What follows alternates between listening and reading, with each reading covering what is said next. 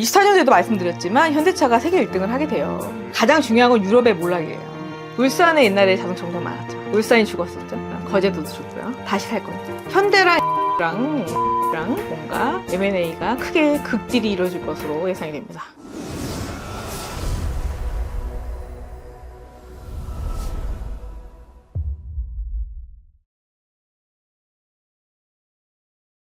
안녕하십니까, 만산입니다. 반갑습니다. 반갑습니다. 방금 이제 트럼프 관련해서 네. 제가 우리 대한민국 대기업을 한번 여쭤봤는데 네. 그 이어서 현대차. 제가 현대차 1등 한다고 했더니 욕을 엄청 하시더라고요. 아, 그래요? 네.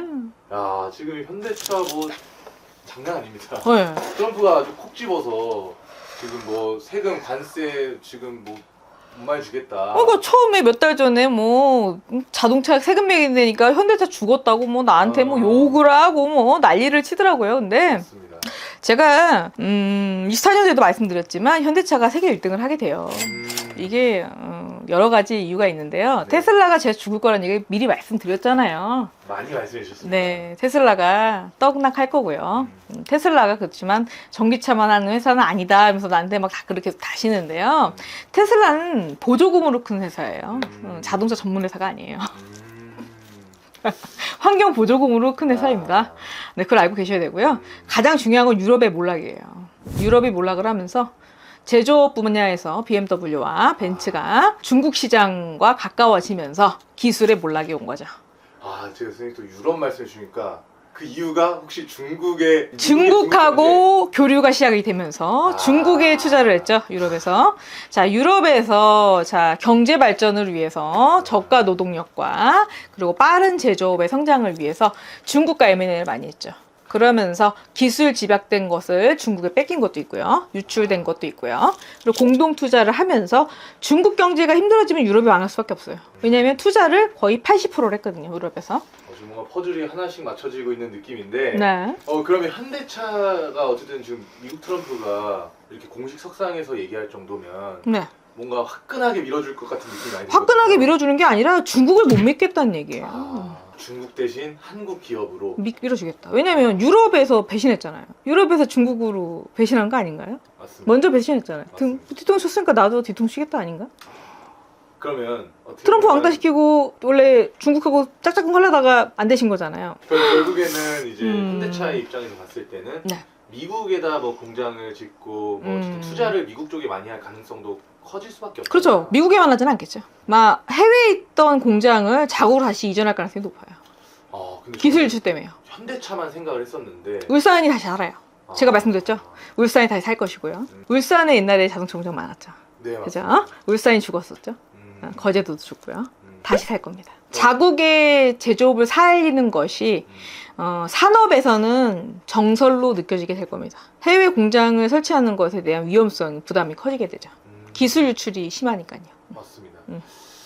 그러면 현대차의 어떻게 보면 앞으로 전망은 사실 탄탄대로를 갈 수밖에 없죠. 그렇죠. 그리고 LG도 마찬가지예요. LG에서 배터리 부분에서 배터리 부분에 좀 진입을 했었죠. 했다가 중국 갔다가 개망해서 그런 게 있었죠. 네.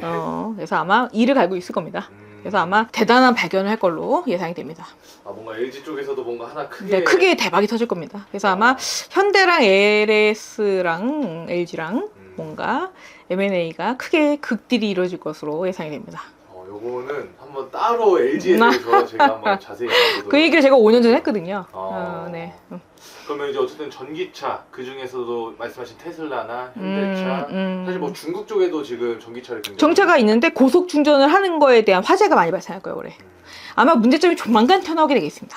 저는 분명히 말씀드렸습니다. 고속 충전의 문제점이 얼마나 큰지에 대한 위험성이 뻥뻥 터져나오기 시작할 겁니다. 그러면 선생님께서 이제 전 세계 1위 기업이 될 거라고 한 말은 이런 문제점들을 가장 빠르게 해결할 수 있는 기업이 된다는 걸까요? 문제점을 개선하고 배터리 부분을 석권하는 자가 1등이 되겠죠. 그래서 선생님께서 LG랑 뭐 LS 이쪽을 또 언급해 주신 게 네. 그쪽이랑 또 관련이 있는 그렇죠. 정밀한 타격술과 반도체 부분이 안 들어가서 없고요. AI가 복합된 자동차가 나올 수밖에 없죠. 다 갖고 있는 게 우리나라네요. 미안하지만. 이거 코스피 잘못된 거 아닌가요? 그래서 상법 개정이 필요한 겁니다.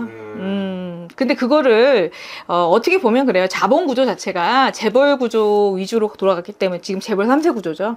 그래서 악습이기도 하지만 어차피 지금 개혁이 돼야 될 상황이고요. 지금 상법 개정은 개혁이 안 될 수가 없는 상황에 놓여 있어요. 자본시장이 개혁이 되기로 FTA가 되어 있기 때문에 조약도 되어 있고요. 또 약속이 되어 있는 부분도 있어요. 그래서 어차피 자본시장은 개혁이 되어야 됩니다. 법률시장하고요. 그렇기 때문에 이거는 어쩔 수 없는 수순이에요. 그래서 아마 거의 다 자본금을 쌓아놓았던가 비축금이 쌓여있을 거예요. 재벌들 아마. 제가 볼 때 준비를 했을 걸로 봐요. 상법 개정 같은 경우도 선생님께서 이미 예언을 또 네. 해주셨고 수순이에요. 맞습니다. 그래야 더 커요. 그러니까 작은 거에 자본을 잠식하기 위해서 상법 개정을 미룬 건 있지만 그거는 작은 시장 그러니까 동네 장사예요. 그거는 동네 장사 하기 위해서 상법 개정을 하면 안 되지만 세계 구조로 가려면 상법 개정 해야 됩니다. 이제 상법 개정도 그래야 해외 투자가 들어와요. 정말 저는 사실 현대차 하나만 생각했는데 그 뒤에 너무 많은 것들이 이렇게 연결되어 그러니까 국민들이 지금 우리나라가 수출로 먹고 살아야 되잖아요. 네, 수출로 먹고 살아야 되는데 수출 지수가 떨어진다. 그러면은 뭔가 자본지배적인 생활을 해야 되는데 그게 안 된다면 자본지배 국가가 안 된다면 지식지배학으로 가야죠. 그럼 지식재산권이라든가 법률 재산권이라든가 아니면은 뭐 금융재산권이라든가 아니면은 금융지식이라든가 금융거래소라든가 수수료 장사라든가 관광이나 의료 쪽으로 먹고 살아야 되거든요. 그러면은 우리나라 사람들은 머리가 뛰어나다 보니까 그쪽으로 먹고 살아야 되는 거예요. 그렇게 해서 전 국민이 먹고 살 생각을 해야 되는 거죠. 그러면 사실 대한민국에서 이제 자동차 기업이 이제 현대와 기아가 있잖아요. 네. 기아는 좀 어떻게 보실까요? 기아는 뭐 영원하죠. 어차피 현대가 운영을 하게 될 겁니다. 계속. 기아까지. 졸속이죠 대부분. 기아가 갖고 있는 장점이 굉장히 많아요. 경영을 그지같이 해서 그렇지. 그러니까 자동차 기술 자체는 기술은 기아가 밀리지 그렇지만, 않아요. 솔직히. 맞습니다. 현대보다 기아가 좋은 게 많아요. 사실.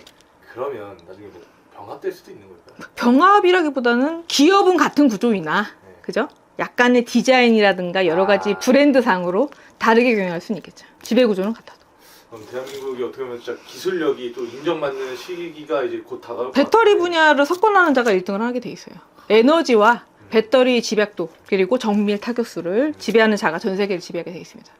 좋습니다. 오늘 또 현대차 관련해서 한번 알아봤고요. 네. 다음에 또 다른 기업 한번 제가 들고 와보도록 하겠습니다. 네, 오늘도 감사합니다. 좋은 말씀 감사합니다. 감사합니다.